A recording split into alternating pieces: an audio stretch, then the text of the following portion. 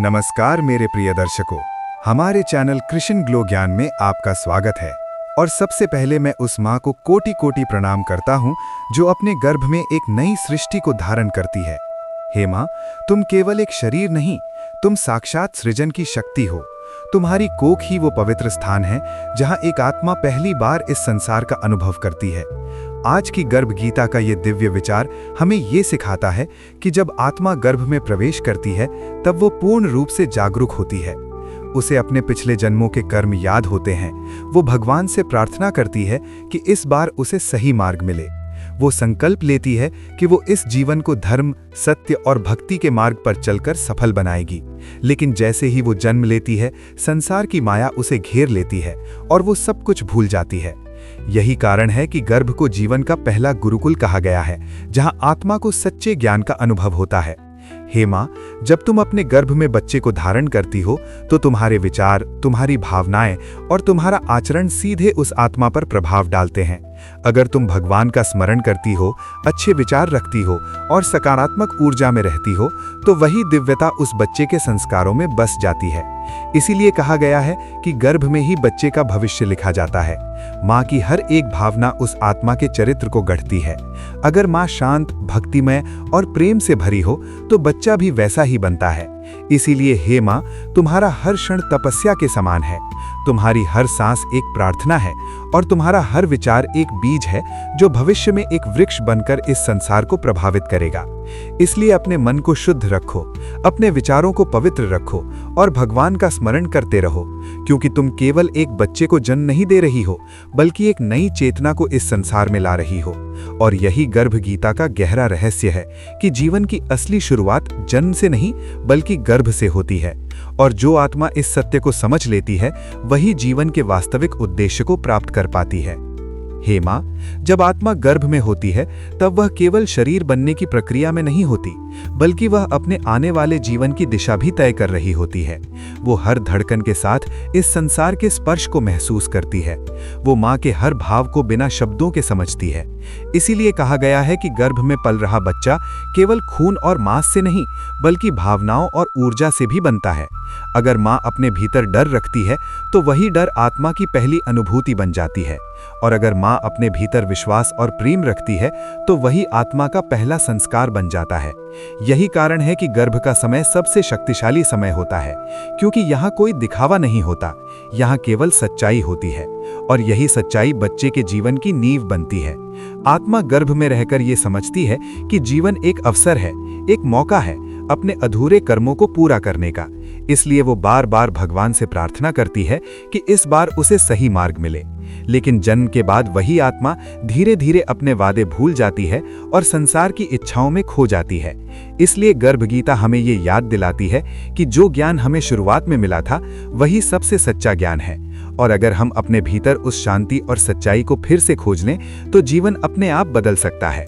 हे माँ, तुम्हारा मन जितना शांत होगा उतना ही मजबूत उस आत्मा का भविष्य होगा। तुम्हारी मुस्कान उस बच्चे की पहली खुशी है और तुम्हारा विश्वास उसकी पहली ताकत है।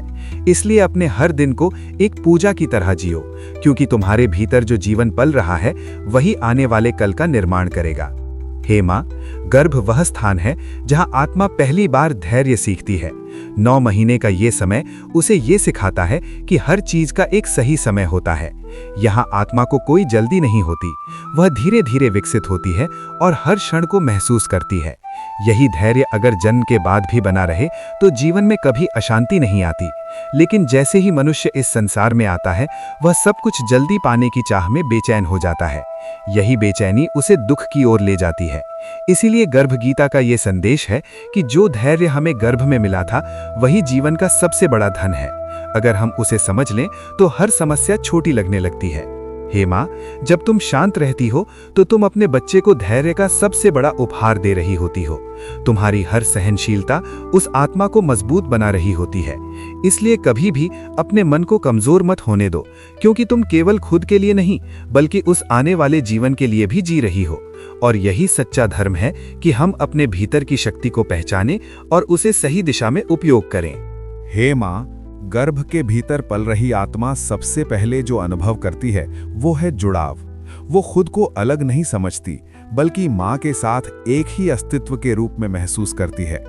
यही एकत्व का भाव जीवन का सबसे बड़ा सत्य है। लेकिन जैसे ही जन्म होता है, मनुष्य खुद को अलग समझने लगता है। वो मैं और मेरा के भ्रम में फंस जाता है और यही अलगाव उसे दुख देता है। गर्भ गीता हमें ये सिखाती है कि असली शांति तब मिलती है जब हम अपने भीतर उस एकत्व को फिर से पहचान लेते हैं। जब हम समझते हैं कि हम अकेले नहीं हैं, बल्कि हर जीव, हर आत्मा और भगवान से जुड़े हुए हैं। हे माँ, जब तुम अपने गर्भ में प्रेम और अपनापन महसूस करती हो, तब तुम उस आत्मा को ये सिखा रही होती हो कि जीवन में सबसे बड़ी ताकत संबंधों की सच्चाई है। तुम्हारा हर स्पर्श उसे ये एहसास दिलाता है कि दुनिया सुरक्षित है और यही सुरक्षा उसकी आत्मा को निर्भय बनाती है। इसलिए अपने मन में कभी भी अकेलापन या भय मत आने दो, क्योंकि तुम्हारा हर भाव उस बच्चे के जीवन की नींव रख रहा है। और यही गर्भ गीता का संदेश है कि जो अपने भीतर एकत्व को समझ लेता है, वो कभी भी जीवन में टूटता नहीं है, बल्कि हर परिस्थिति में मजबूत बना रहता है। हे माँ, गर्भ वो स्थान है जहां आत्मा पहली बार मौन की भाषा सीखती है। वहां कोई शब्द नहीं होते, कोई आवाज नहीं होती, फिर भी आत्मा सब कुछ समझती है। ये मौन ही सबसे गहरा संवाद है, क्योंकि इसमें कोई झूठ नहीं होता, कोई दिखावा नहीं होता, केवल सच्चाई होती है। लेकिन जन्म के बाद मनुष्य शब्दों में उलझ जाता है। वो बोलना तो सीख जाता है, पर समझना भूल जाता है। इसलिए जीवन में अशांति बढ़ जाती है। गर्भ गीता हमें ये सिखाती है कि अगर हम मौन की शक्ति को समझ लें, तो हम बिना बोले भी बहुत कुछ महसूस कर सकते हैं। हे माँ, जब तुम शांत होकर अपने भीतर के बच्चे से जुड़ती हो, तो तुम उसे बिना शब्दों के सबसे गहरा प्रेम दे रही होती हो। तुम्हारी हर शांत सांस उसे स्थिरता सिखाती है। तुम्हारा हर ध्यान उसे अंदर से मजबूत बनाता है। इसलिए कभी कभी मौन में रहना भी जरूरी है, क्योंकि वहीं से सच्ची समझ जन्म लेती है। और यही वो ज्ञान है जो जीवन को सरल और सुखद बना देता है। जो व्यक्ति मौन को समझ लेता है, वो कभी भी व्यर्थ के विवादों में नहीं पड़ता, बल्कि अपने भीतर की शांति को बनाए रखता है। और यही गर्भ गीता का गहरा रहस्य है कि जीवन की सबसे बड़ी सीख शब्दों में नहीं, बल्कि अनुभव में छुपी होती है। हे माँ, गर्भ के भीतर आत्मा सबसे पहले विश्वास का अनुभव करती है। वो पूरी तरह से खुद को तुम्हारे हवाले कर देती है। उसे न कोई डर होता है, न कोई संदेह। उसे पूरा भरोसा होता है कि माँ उसे सुरक्षित रखेगी। यही विश्वास जीवन की सबसे बड़ी ताकत है। लेकिन जैसे ही मनुष्य जन्म लेता है, वो धीरे धीरे इस विश्वास को खोने लगता है। वो हर चीज में शक करने लगता है, खुद पर भी और भगवान पर भी। और यही संदेह उसके मन को कमजोर बना देता है। गर्भ गीता हमें ये सिखाती है कि अगर हम अपने भीतर उस पहले विश्वास को जिंदा रख लें, तो जीवन में कोई भी कठिनाई हमें तोड़ नहीं सकती। हे माँ, जब तुम खुद पर और भगवान पर भरोसा रखती हो, तब तुम अपने बच्चे को सबसे अनमोल उपहार दे रही होती हो।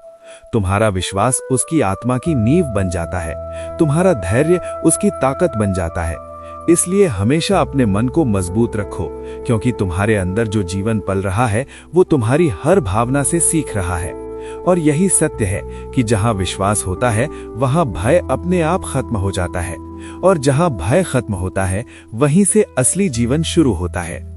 हे माँ, गर्भ वो स्थान है जहां आत्मा पहली बार मौन की भाषा सीखती है। वो समझती है कि उसका ये जन्म यूं ही नहीं हुआ, बल्कि उसके पिछले कर्मों का परिणाम है। इसलिए वो मन ही मन ये संकल्प लेती है कि इस बार वो अपने कर्मों को बेहतर बनाएगी।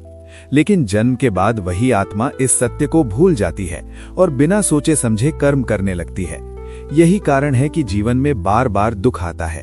गर्भ गीता हमें ये सिखाती है कि हर कर्म का फल निश्चित होता है, चाहे वो छोटा हो या बड़ा। इसलिए हमें हमेशा जागरूक होकर कर्म करना चाहिए। हे माँ, जब तुम अच्छे विचार रखती हो, अच्छे कार्य करती हो, तो तुम अपने बच्चे को ये सिखा रही होती हो कि जीवन में सही कर्म ही असली पूजा है। तुम्हारा हर अच्छा कदम उस आत्मा के लिए एक मार्गदर्शन बन जाता है। इसलिए कभी भी गलत रास्ते पर मत चलो, क्योंकि तुम्हारे साथ साथ एक और जीवन भी तुम्हारे कर्मों से प्रभावित हो रहा है। और यही गर्भ गीता का गहरा संदेश है कि अगर कर्म शुद्ध हो, तो जीवन अपने आप पवित्र हो जाता है और वही आत्मा इस संसार में आकर भी भगवान के करीब बनी रहती है। हे माँ, गर्भ के भीतर आत्मा सबसे पहले समर्पण को सीखती है। वहां वो कुछ भी अपने नियंत्रण में नहीं रखती, न समय, न शरीर, न परिस्थितियां। फिर भी वो शांत रहती है, क्योंकि उसे पता होता है कि वो एक दिव्य प्रक्रिया का हिस्सा है। यही समर्पण जीवन का सबसे बड़ा ज्ञान है। लेकिन जन्म के बाद मनुष्य हर चीज को अपने नियंत्रण में रखना चाहता है। वो हर स्थिति को बदलने की कोशिश करता है, और जब चीजें उसके अनुसार नहीं होती तो वो दुखी हो जाता है। गर्भ गीता हमें ये सिखाती है कि जीवन में हर चीज को नियंत्रित करना जरूरी नहीं है। कभी कभी भगवान पर भरोसा करके समर्पण करना ही सबसे सही रास्ता होता है। हे माँ, जब तुम अपने जीवन की परिस्थितियों को स्वीकार करके शांत रहती हो, तब तुम अपने बच्चे को ये सिखा रही होती हो कि हर हाल में स्थिर कैसे रहा जाता है। तुम्हारा ये समर्पण उसकी आत्मा को संतुलन सिखाता है। इसलिए हर स्थिति में भगवान का नाम लो और विश्वास रखो कि जो हो रहा है वो किसी बड़े उद्देश्य का हिस्सा है, और यही वो शक्ति है जो जीवन को सरल और सुंदर बनाती है। हे माँ, गर्भ वो स्थान है जहाँ आत्मा पहली बार आशा को महसूस करती है। अंधकार में रहते हुए भी वो एक नए जीवन की प्रतीक्षा करती है। वो जानती है कि एक दिन उसे प्रकाश मिलेगा।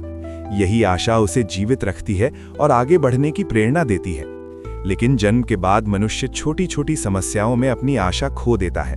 वो निराशा में डूब जाता है और खुद को कमजोर बना लेता है। गर्भ गीता हमें ये सिखाती है कि चाहे परिस्थितियां कितनी भी कठिन क्यों ना हो, हमें अपनी आशा को कभी नहीं छोड़ना चाहिए, क्योंकि यही आशा हमें अंधकार से प्रकाश की ओर ले जाती है।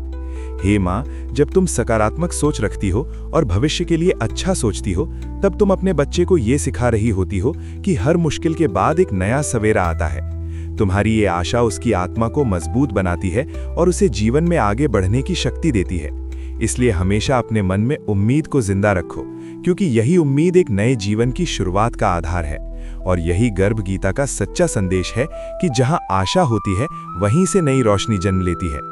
हे माँ, गर्भ के भीतर आत्मा सबसे पहले संतुलन को अनुभव करती है।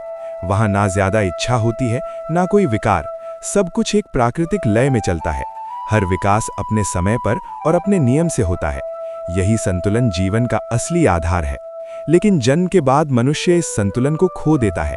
कभी वो अत्यधिक इच्छाओं में डूब जाता है, तो कभी निराशा में गिर जाता है। यही असंतुलन उसके जीवन में अशांति लाता है।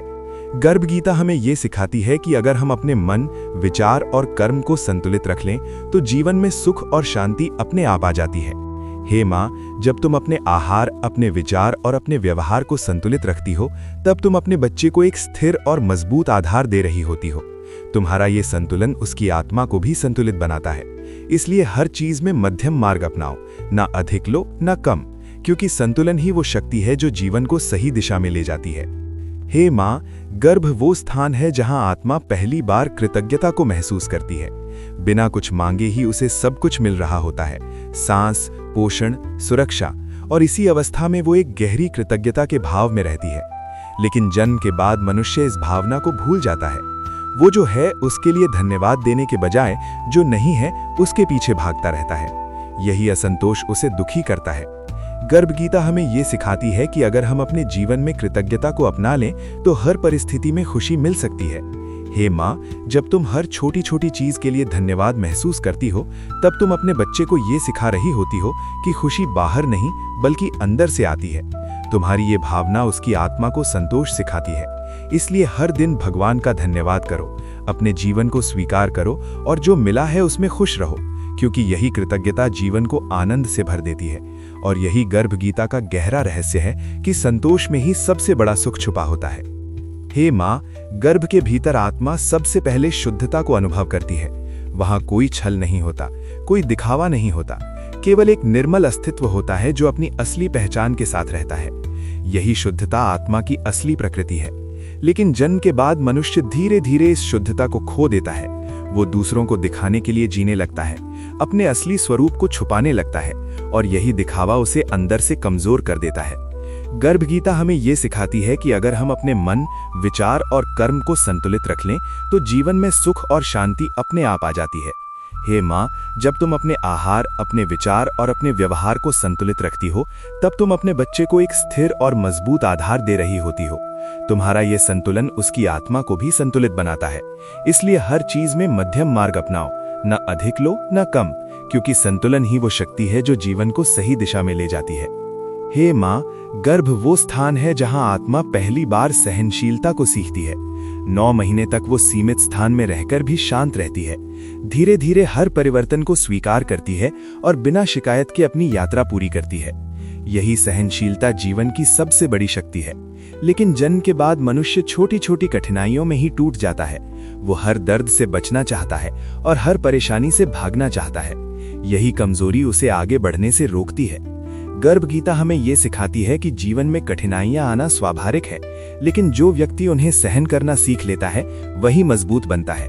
हे माँ, जब तुम हर परिस्थिति में धैर्य रखती हो और मजबूत बनी रहती हो, तब तुम अपने बच्चे को ये सिखा रही होती हो कि जीवन में गिरना और उठना दोनों जरूरी हैं। तुम्हारी ये सहनशीलता उसकी आत्मा को अटूट बना देती है।